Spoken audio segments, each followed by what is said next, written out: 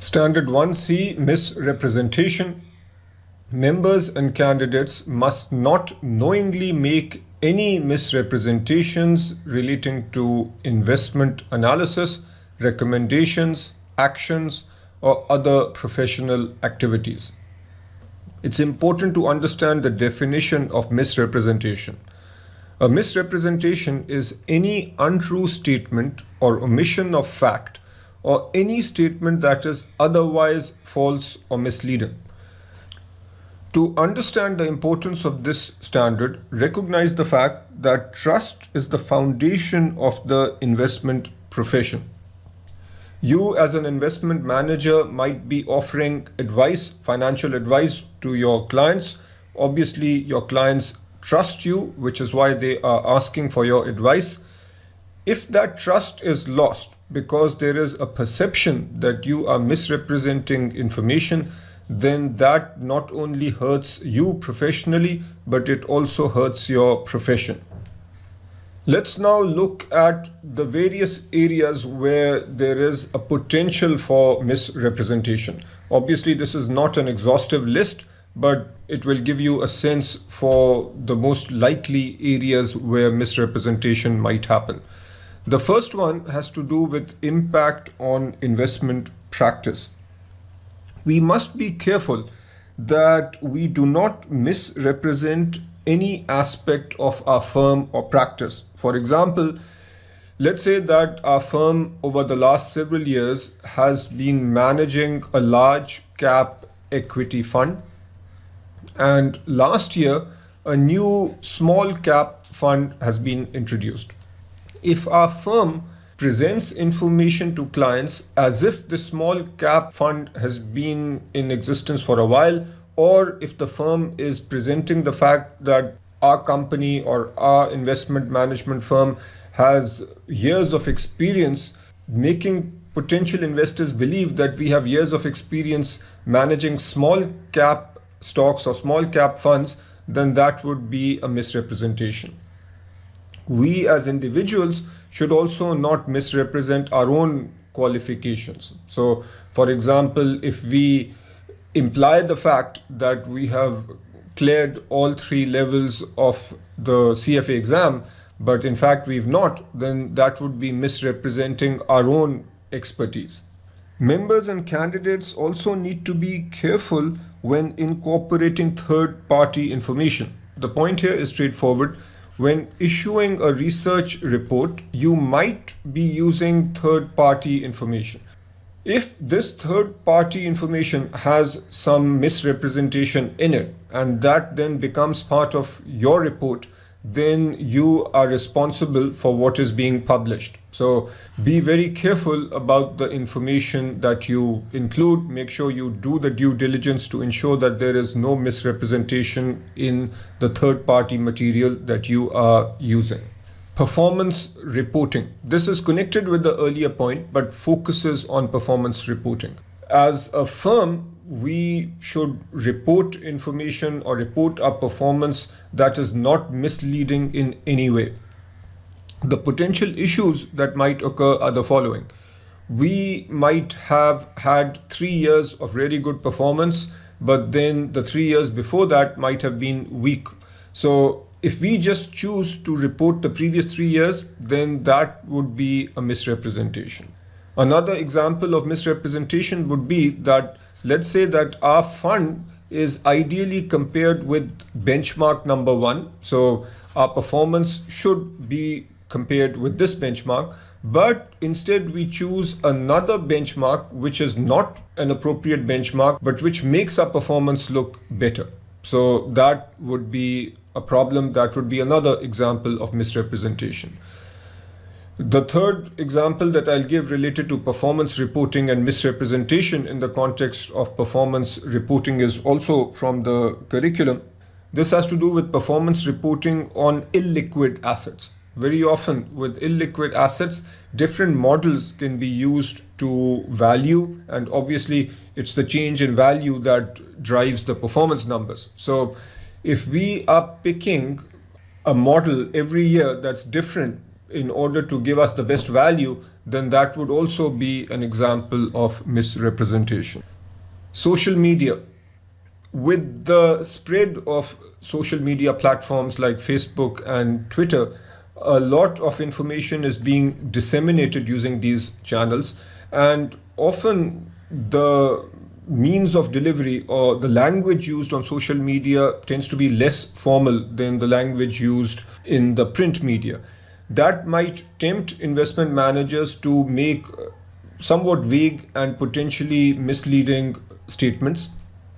The guidance on this is that firms should use exactly the same presentation and, to whatever extent possible, the same language, so that the message is not different between social media and print media. Omissions. In a sense, I have touched on this already, but any material information that is omitted also is a form of misrepresentation. And I'll repeat the example that I gave earlier. If we have had 3 years of excellent performance and the 3 years before that were weak, by only presenting the last 3 years worth of performance and omitting the performance before that, we are misrepresenting information. Plagiarism, this is important. Anytime we use the work of someone else, that needs to be recognized. And if we are borrowing information from another research report, then the information that we are reusing needs to be in quotes, and the author needs to be clearly referenced, the original author. The curriculum gives several examples of how plagiarism might happen, and I will read from the curriculum here. One scenario is using excerpts from articles or reports prepared by others either verbatim or with only slight changes in wording without acknowledgement. Another scenario in the curriculum is citing specific quotations as attributable to leading analysts and investment experts without naming the specific references. Number 3, presenting statistical estimates of forecasts prepared by others and identifying the sources, but without including the qualifying statements or caveats that may have been used. Number 4 is using charts and graphs without stating their sources. And number 5, copying proprietary computerized spreadsheets or algorithms without seeking the cooperation or authorization of their creators. So those are examples of how plagiarism might happen. The key point is that to prevent plagiarism, the authors need to be clearly mentioned, and whatever they have said needs to be in quotations. The next item is work completed for employer. An important point made here is that if we have a given employer, a given company, and work is done by one research analyst, the work done by the research analyst while employed by this company, that work belongs to the company. So if this research analyst leaves, the company doesn't have to keep saying that the work was done by so-and-so research analyst. However, another research analyst cannot claim that the work done by the earlier research analyst was indeed done by him. So this is fairly logical. We'll now look at the recommended procedures for compliance. And all these bullet points are taken straight from the curriculum. The first one is factual presentations. This point is fairly straightforward. Any information presented about a firm or information that we present about ourselves needs to be completely factual, and that minimizes the chance of any misrepresentation. What firms can and should do is provide guidance for employees who make written or oral presentations. Firms should also have a written list of all the services provided by the firm and the description of the firm's qualifications. By having things clearly in writing, the chance of misrepresentations becomes much less. Next, we come to qualifications summary. The individuals working at an investment management firm should list their own qualifications, and the firm should verify that those qualifications are indeed correct. Verify outside information. What this means is that a firm should have policies and procedures in place to verify third-party information that is being used in the firm's reports. We talk about this at a firm level, but you as an individual are also responsible for making sure this happens. When you use third-party information, you need to ensure that that information does not have any misrepresentation. Maintain web pages. This again ideally is done at a firm level, but you as an individual are also responsible for helping ensure that the information presented on your company's web pages is indeed accurate, up to date, and does not have any misrepresentation. You need to encourage your firm to have a plagiarism policy, and some aspects of that policy are shown right here. The firm should maintain copies. So if any reports are being used as a source for the material produced by you or your firm, then copies of those reports should be maintained. Any quotations that are used in your reports need to be attributed to an individual or to an entity, and the quotations that you make need to be in quotation marks. If you are writing a summary based on some other report, then the report that you are summarizing also needs to be mentioned. Standard 1D, misconduct. Members and candidates must not engage in any professional conduct involving dishonesty, fraud, or deceit, or commit any act that reflects adversely on their professional reputation, integrity, or competence. Any act that involves lying, cheating, stealing, or other dishonest conduct is a violation of this standard if the offense reflects adversely on a member's or candidate's professional activities. Although CFA Institute discourages any sort of unethical behavior by members and candidates, the code and standards are primarily aimed at conduct and actions related to a member's or candidate's professional life. And this has been taken from the curriculum. There are some examples that I want to highlight here, which I've seen on questions quite often. One classic example is abusing alcohol during business hours. While that is not illegal, this activity will clearly impact a member's ability to perform his job well, and obviously then this can be classified as misconduct. Another scenario is personal bankruptcy. If a member or candidate declares personal bankruptcy, that in of itself is not misconduct. However, if the circumstances of the bankruptcy involve fraudulent or deceitful business conduct, the bankruptcy may be a violation of this standard. So the key point is whether any lying, cheating, or stealing or dishonest conduct is involved, which impacts the candidate's professional life.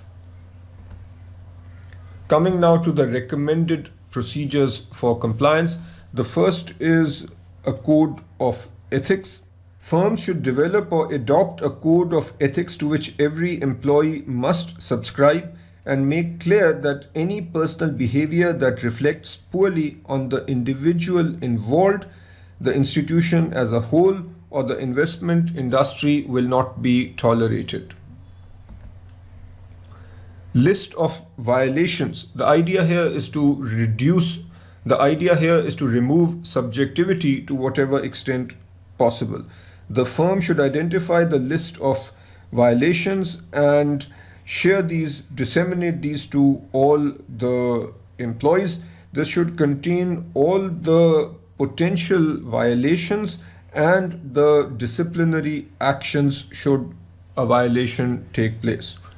And finally, employee references. Firms should check references of potential employees to ensure that they are of good character and not ineligible to work in the investment industry because of any past infractions of the law. That is it in terms of standard 1D. Now you need to work through the examples.